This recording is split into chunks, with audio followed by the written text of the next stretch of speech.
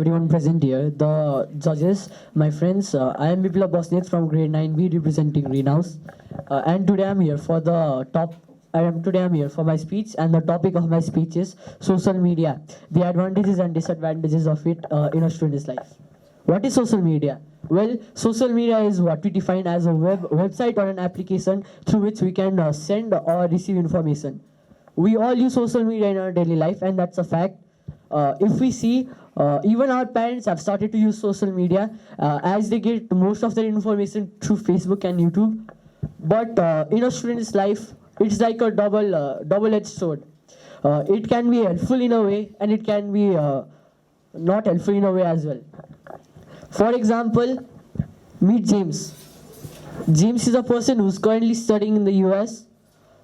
At first, before when he was not introduced to social media, his grades were really good. But there was one thing he was lacking. He was lacking information. And when his parents introduced him to social media, his grades started to skyrocket. But in some few days, he started to not focus on his grades, and his grades downrocketed. The most probable reason for this was distraction caused by the social media. Social media is like a coin. It has two sides, the advantages and disadvantages. The advantages can overwhelm the disadvantages sometimes, but most of the times the disadvantages can overwhelm the advantages. And after James started using his mobile phone, the advantages that he saw in his life were, when he had a doubt, he used to search on Google or various social media websites. He would get the answer in just a bit, clearing his confusion. And if he wanted to learn more about the topic, then he would research more into that topic and get more information about it. But while he was searching, he also came across some sites where he downloaded some games and played for hours and hours to the end, onto the end, worsening his studies.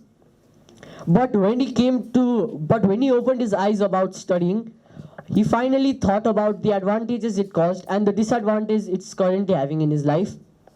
When he started to implement the advantages of social media into his life, he finally found out that social media can be advantageous rather than disadvantageous if he stopped using the distractions.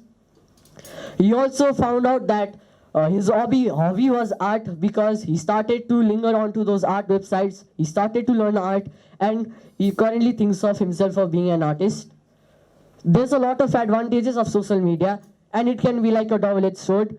If we use the social media properly, then it will be very helpful to us in the future to decide our career paths. But if we use it to play games all the time, then it would be very bad for us. So I would like to conclude by saying that we should use social media by balancing it rather than using it excessively. Thank you.